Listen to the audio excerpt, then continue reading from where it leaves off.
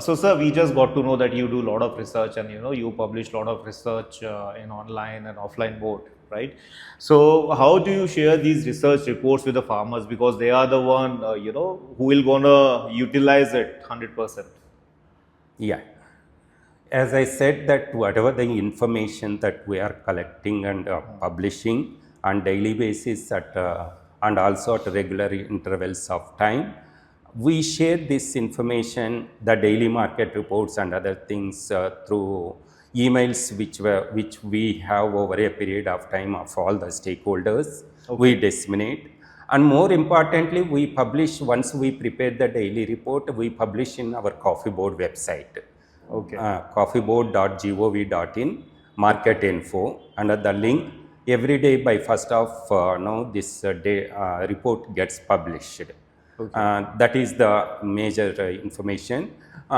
We also share this information through our vast extension network which we have, wherein they again disseminate through their stakeholders, growers especially, where 99% of the growers are small holdings. We target Correct. towards that end. And of late, the social media, especially the WhatsApp groups, which are being created by Coffee Board and the local officers, wherein these reports are get disseminated. Okay. And the coffee statistics database on coffee is published on the Coffee Board website. And all the regular market research studies, like domestic market reports and export strategies, which will be disseminated to the stakeholders, and we also publish in the Coffee Board website. How the market research strategies boost the domestic consumption of coffee? The domestic coffee consumption in the country was about 50 to 55,000 metric tons during 1990s. Okay. And from 2000 onwards, the domestic coffee consumption has taken a different path with rapid growth rate. When you look at from last 2 decades, the stagnant 50 to 55,000 metric tons has increased close to around 1 lakh metric tons now presently.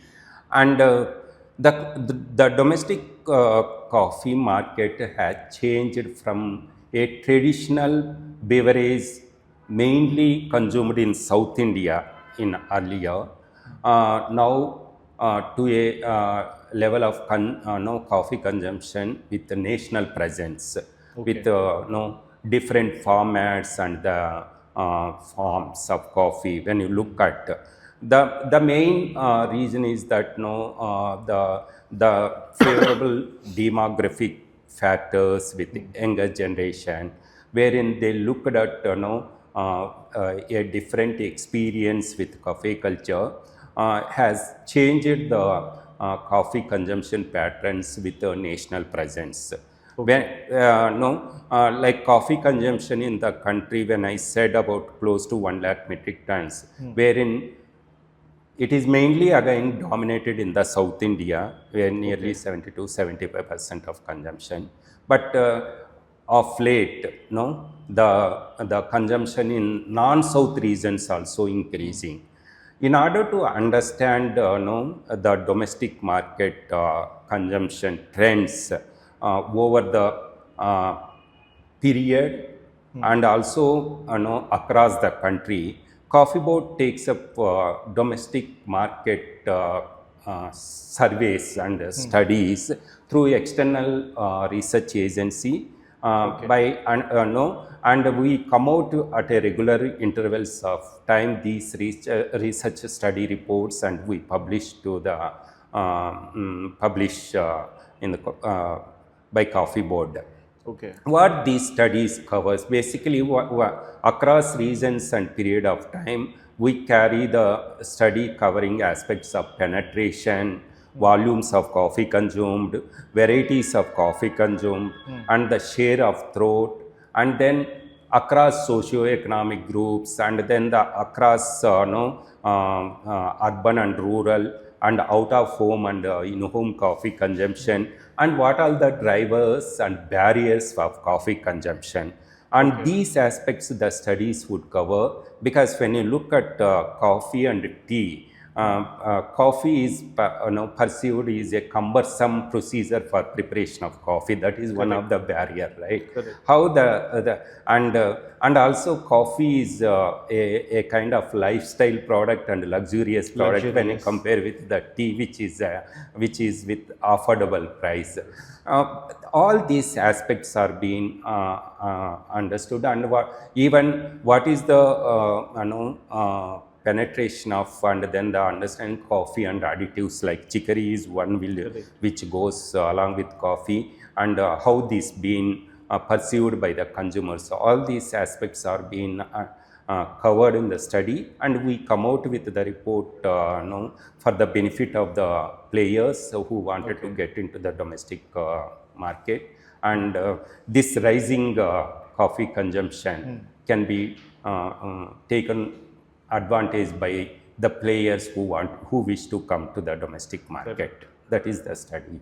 So, sir, what are the key factors driving coffee consumption patterns in India? Yeah, with reference to the factors driving coffee consumption in the country, the no, most importantly, the favorable demographic conditions which India is having. One is that the younger generation who are looking for the taste preference, changed taste preferences with rising demand for the niche and specialty coffees, and most of these younger population is at the working age basket, where it Correct. is one of the favorable demographic factor for driving coffee consumption. Apart from that, urbanization and raising disposable incomes are the main key drivers for the domestic coffee consumption growth Okay. in the country. And most importantly, this younger population looks for the cafe experience, work from cafe culture, and looking for the niche and specialty coffee segments. These are all drivers which are made even the many indigenous new cafe Yes. chains and the Correct. roasters who are booming in the recent years, who are coming out with their own cafe experiences and coffee experiences to meet the demand and expectations of the consumers. Correct. Like for example, we can say Subco, Araku Coffee, and then Yes. the Blue Tokai, and all these native coffee chains. Apart from that, we at this point of time, this cafe culture from early 2000 onwards has been boomed in India by Cafe Coffee Day, the late Correct. Siddharth, where we have to remember who has brought the cafe culture Yes. to the India, and which has paved way for many other players to take forward. Not only, as I mentioned, the indigenous cafe chains and the roasters, there are many international cafe chains also now looking to Correct. the the rising domestic coffee Yes. market in the country to capture.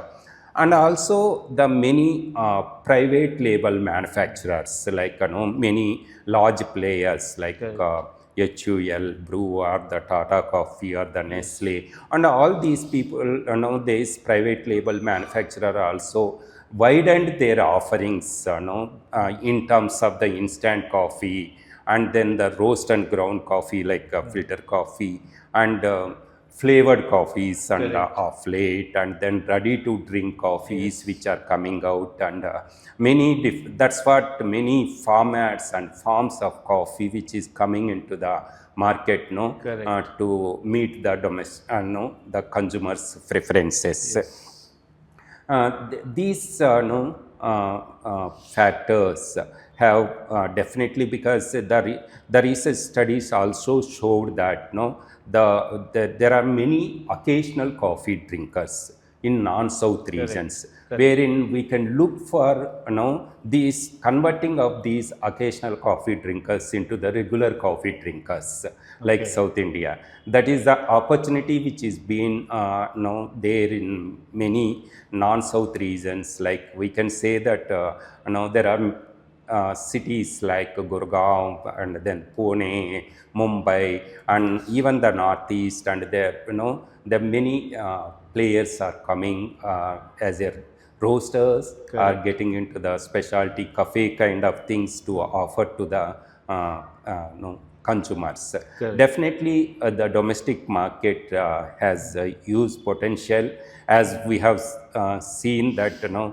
when you look at the per capita coffee consumption in the country compared with the major coffee consumers countries, Correct. like the average of 5 kg per capita coffee consumption in importing countries or the consuming countries, or even in the Brazil, which is the largest producer, which is also has developed their domestic coffee consumption in that country with their strategies, wherein their per capita coffee consumption has increased to 4 kgs, equal to the traditional coffee consuming countries. And compared with the India's per capita consumption, where we say about 90 grams to 100 grams, that's Okay. very low. And even that the traditional consuming states like Tamil Nadu, Karnataka, and Andhra Pradesh, even the per capita coffee consumption is about 350 to 400 grams when you compare with the high per capita. That's where we have a huge potential and opportunity to explore domestic market and to meet the domestic consumers' requirements. Correct. And definitely there is a growth, and these factors definitely drive the coffee consumption in the country in the near future. Perfect. So we are looking forward for it because still India is a tea drinking capital, Tea right? drinking cup. Yes, of course, as you rightly said that traditionally India is a tea drinking nation. Now coffee is becoming Main beverage. a favorable beverage.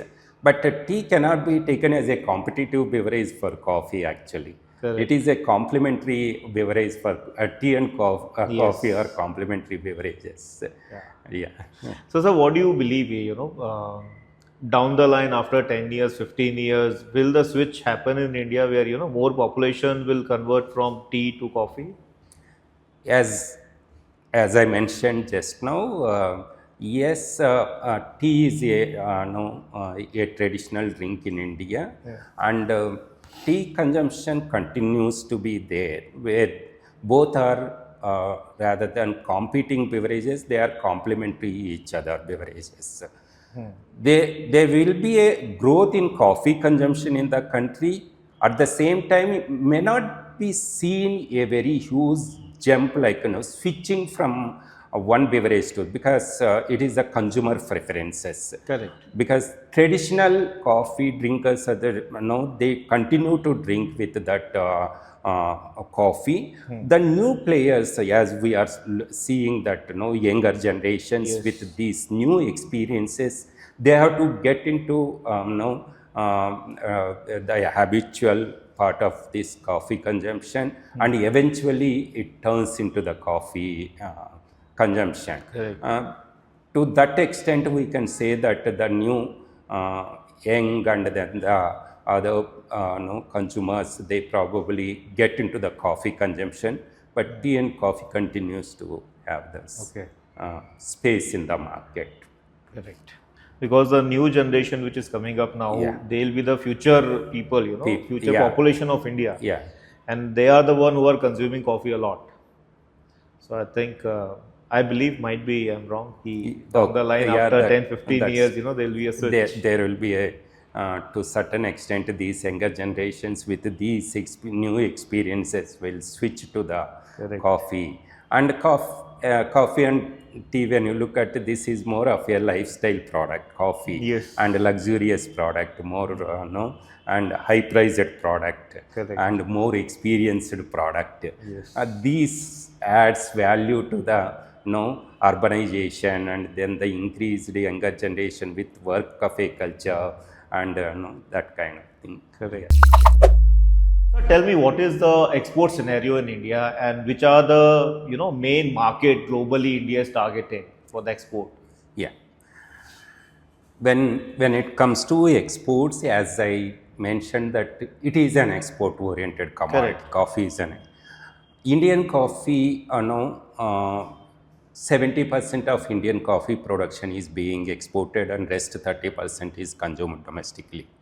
And when you look at the overall Indian coffee exports, it consists of both Indian coffee that is being produced in the country, and also exports, re-export of coffee. That means imported coffee that is being used for value addition and re-exports, which is Okay. being allowed by government of India.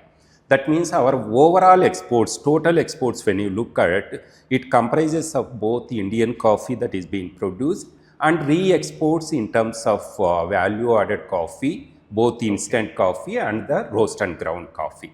Okay. And this provision of allowing imports for value addition and re-exports has made our overall exports to grow significantly. Okay. That Indian coffee used to export about 3 lakh metric tons, close to. Uh, when you look at the both production and export scenario, as I mentioned, India is presently seventh largest producer of coffee in the world, with Okay. 3.5% of the global production. That Okay. means we produce about presently 3 lakh 60,000 metric tons, equal to about 6 million bags when it Okay. is being compared with the international terms. Okay. And while in terms of exports, we are in a very better position. We are fifth largest exporter of coffee in the world. Nice. That's and that is mainly because our total exports includes both Indian coffee as well as the re-exports, where our exports continuously and significantly increasing over last few years. That how this imported coffee is being allowed. Since we are a major producer of coffee, in order to protect our domestic coffee producers, the import duties kept by government is 100% for green coffee and roasted coffee, and 30% for the soluble coffee, that is instant coffee. Okay. That means to protect the domestic production base, we have put the higher tariffs, wherein any import that has to be taken place has to be paid 100% import duty Okay. to get into the domestic market. Okay, and even under different free trade agreements like ASEAN free trade agreement, the import duty has been reduced from 100% for green coffee by 5% every year reduction, and it has come down to 45% by 2019. That Okay. means even the import of coffee from ASEAN countries presently can be imported by paying 45% import duty. Okay. Therefore, any coffee that has to be get into the domestic market with these import duties by paying only can come into the domestic market purposes. Okay. However, in order to uh, encourage value addition in the country, the government of India under foreign trade policy and uh, advance authorization scheme, wherein it has allowed duty free imports of coffee without Okay. paying any import duty. That duty free imports are allowed by the export oriented units or the SEZ category manufacturing units to import green coffee and use for value addition by Okay. for conversion of these green beans into instant coffee, which is value added coffee, or the roast and ground coffee, that is again re-exported back without releasing to the domestic market. Okay. Under this clause, the duty-free imports by these export-oriented units, wherein the large instant coffee manufacturing units are established, imports no, the raw material mostly from the cheaper origins where the price, because our Indian coffee is very high priced, high quality one, they import these cheaper, mainly Robustas, and they use for the instant coffee production and re-export again. Okay. Therefore, the total coffee exports, as I mentioned, comprises of both Indian coffee and re-exports. If at all, if they wish to release to the domestic market any of that imported coffee, then it attracts the applicable import duty, whatever 100% or 45%, which Okay. is being monitored by the customs department, where when they are importing, they have to declare this under this clause, and then they have to show again the re-exports within the timelines. Generally, it is 18 months time is being allowed for the imported coffee has to be exported back. Within the timelines, the manufacturers and the importers has to declare that imported Okay. coffee is being re-exported again. This has helped India not only as a reliable supplier of high quality Indian coffees, both Arabica and Robustas, but also a reliable supplier of the value added coffee, mainly the instant coffee. India has become one of the major hub for instant coffee production, manufacturing, and exports. Okay. Yeah. Therefore, our exports have significantly growing over the period, and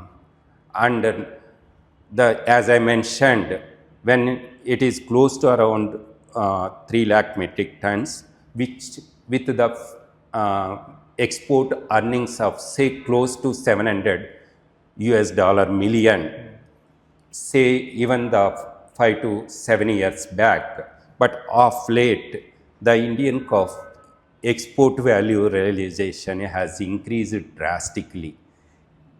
Okay, not only because of the contribution of the re-exports, the instant coffee or the value-added coffee exports, and also the favorable market conditions which we are looking, the high price scenario that is prevailed in the market.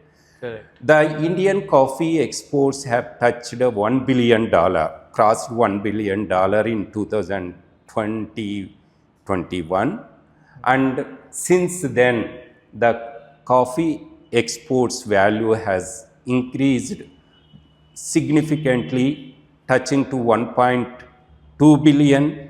Then last year it is 2023-24 it is 1.3 billion, and 2024-25 we are hoping that we may touch to 1.6 billion dollars. Very nice. It's a really very noteworthy and a significant jump with the contribution of both market conditions and then the quality of Indian coffees and also the value added coffees. That's the one segment which we need to understand.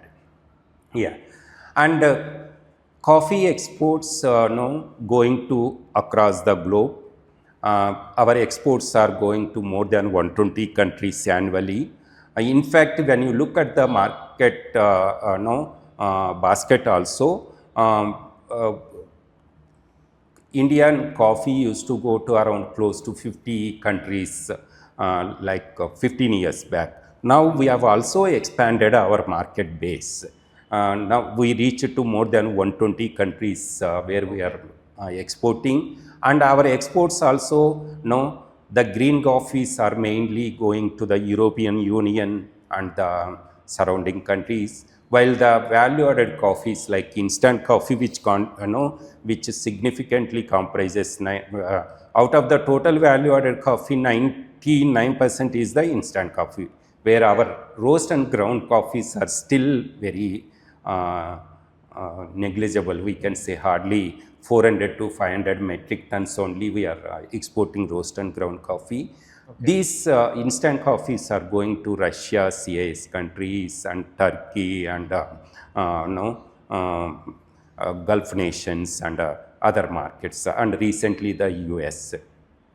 When you talk about the 120 countries, region-wise, when you look at the European Union is a major market where it imports about 50 to 55% of our total coffee exports, because they are the largest importers and the consumers in the country, and of which Italy is the largest export destination, which imports presently about 17 to 20% of our total exports, followed by Germany, and Russia mainly imports instant coffee is the third export destination, Belgium, Poland, and of late US, no, and many other countries are importing. The reason why is apart from EU, WANA region, no, that is the second largest, yeah, which comprises of even the Gulf nations, which of late our exports are increasing to WANA region and CIS region. And rest other regions are very small proportions like NAFTA, Asia, Latin America, because Latin America are the major producers. They don't import because we are very far off destination for those regions.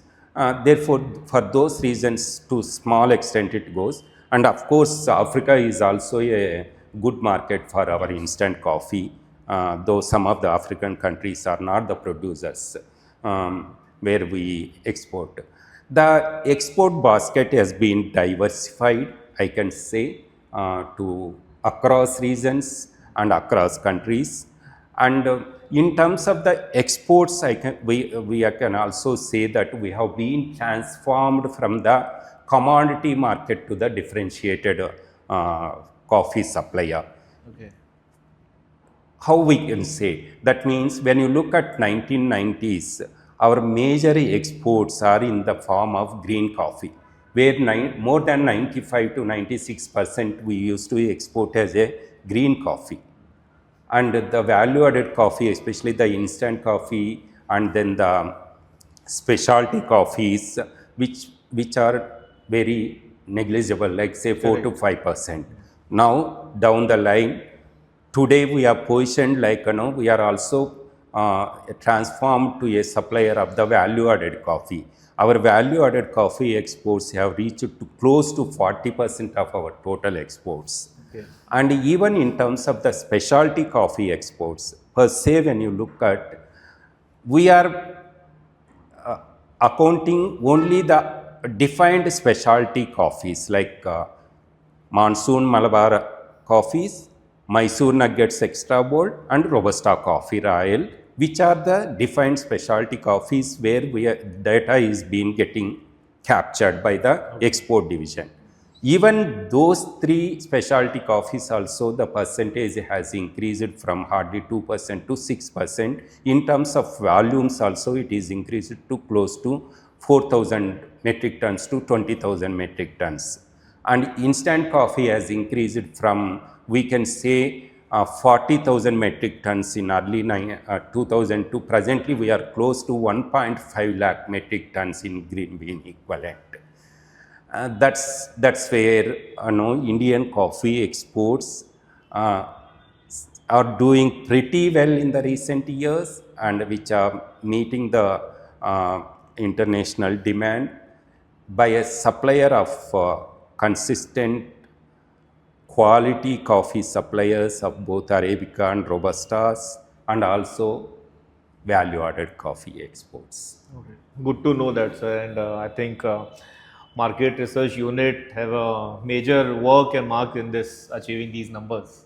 Yeah, thank you. And yes, and it's been driven by the market Correct. conditions, not by the unit. And we facilitate the sector in terms of doing the trade and the exports, where we facilitate the entire of this sector. Thank you. So, sir, how is Indian coffee placed